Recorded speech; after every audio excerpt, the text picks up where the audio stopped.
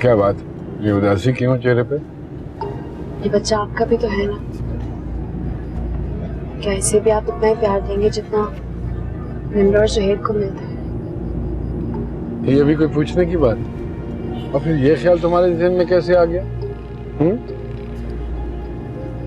वैसे भी है ना, जब बच्चा दुनिया में आता है वो अपनी मोहब्बत साथ लेकर आता है।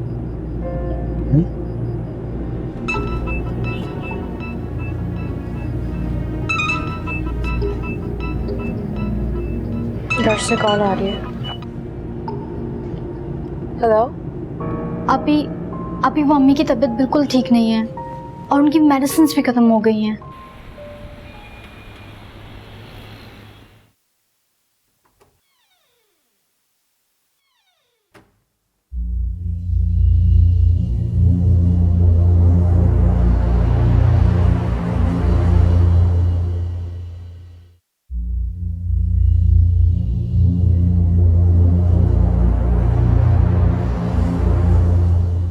डैड, हमें आपसे बात करनी।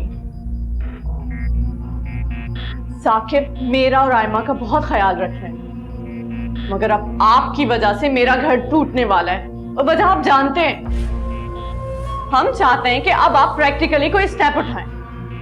जरा सोचें डैड, इस उम्र में लोगों के ताने और मजाक सुनना आपको अच्छा लगेगा? इस उम्र में औलाद की औलाद को खिलाना अच्छा लगता है, अपनी नहीं। मगर आप तो अपनी बीवी की मोहब्बत में मजबूर हैं dad, and I am sure आप बहुत अच्छे शौहर हैं, लेकिन अच्छा बाप भी बने डैड, प्लीज। और अगर आपका बच्चा हुआ तो साकिब मुझे डिवोर्स कर देंगे। एक सेकंड डैड, प्लीज आप डिसाइड कर लें कि आपके लिए क्या इंपॉर्टेंट है, अपनी बीवी की खुशियां या इस खानदान की इज्जत। इनफैक्ट आपकी खुद की इज्जत डैड, आपकी खुद की इज्जत। बस जो कुछ कहना था कह लिया, या अभी कुछ कहना बाकी है?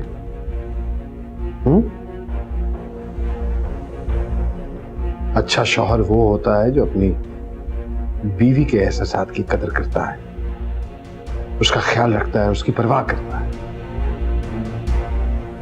मैंने अपने फर्ज से कभी कोई कोताही नहीं बरती है और ना ही कभी बरतूंगा। वो घर ही क्या जिसका वजूद किसी की दौड़ से उखड़ता है। अच्छा शौहर या अच्छा बाप बनने से पहले अच्छा इंसान बनना सीखो, एहसास करना सीखो, किसी की कदर करना सीखो।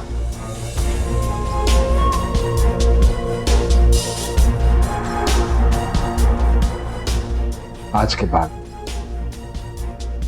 मेरे और हिना के हवाले से इस घर में कोई डिस्कशन नहीं होगी। बस हो गई जितनी बातें करनी थी।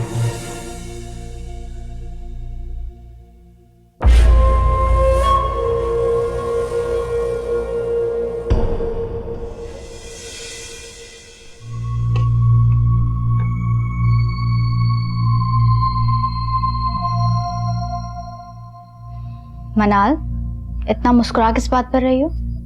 नहीं, किसी बात पे नहीं। ना खाए। वो हन्नान के साथ सौदा लेने गई हैं। ये लो, ले आई हूँ सामान। हन्नान एक काम करे, किचन में रख दो ना सारा सामान, गाड़ी से भी निकलवा लेना चीजें। शादी के बाद भी तुम्हें हमारे घर की फिक्र लगी रहती है।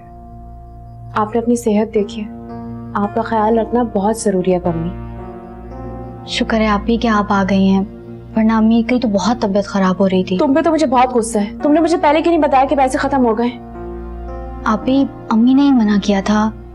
अच्छा नहीं लगता ना बेटा, छोटी छोटी चीजों के लिए तुम्हें तकलीफ दे हम। अम्मी आपका ख्याल रखना हम सबका फर्ज है ना, ऐसे नहीं कहा करें। मनाल जाओ, ये फल धोकर लेकर आओ। अच्छा।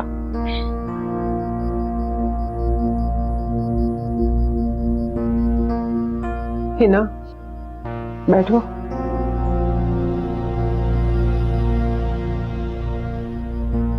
अब सब घर वालों का रवैया कैसा है तुम्हारे साथ? बाकियों का तो नहीं, लेकिन आदिल का बहुत अच्छा रवैया है मेरे साथ। और आपको पता है क्या, हम आज शॉपिंग पे भी गए थे। अच्छा, क्या लिया? छोटे बच्चों के खिलौने, कपड़े और बहुत सारी चीजें। अल्लाह तुम्हें अपने घर में खुश और आबाद रखे, ढेर सारी खुशियां दे। सच आप ही, कितना मजा आएगा ना जब छोटे छोटे बच्चों की आवाज हमारे घर में गूंजेगी।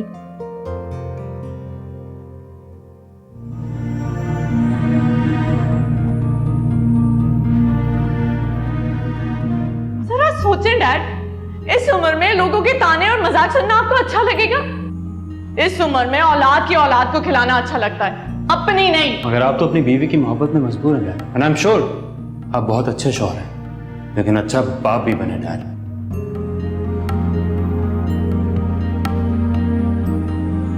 और अगर आपका बच्चा हुआ तो साकिब मुझे डिवोर्स कर देंगे।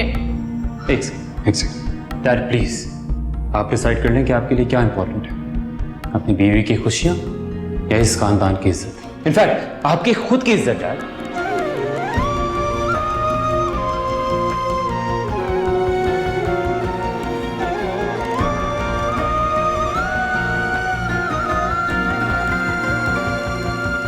कभी दूर है, कभी पास है, कभी पास है, कभी आस है। ये जिंदगी जो एक शराब है, कांटों में घिरा एक गुलाब है। गुलाबी रंग जर्द हो रहा, क्यों बता। आपी, क्या हुआ? आप क्यों इतनी परेशान हैं? मैंने आपको आज से पहले कभी इतना परेशान नहीं देखा। जिंदगी में पहली बार की खुशी मिल रही थी मुझे, और वो भी सब मुझसे छीन रहे हैं। कौन आपसे ये आपकी खुशी छीन रहा है? आदिल और उनके घर वाले। क्या क्या आदिल भाई आपके जज्बात को नहीं समझते?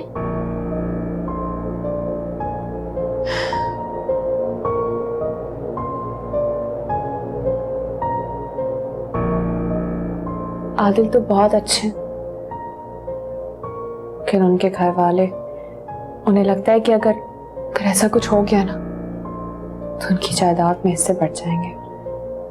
क्या क्या ऐसी सोच है उन लोगों की?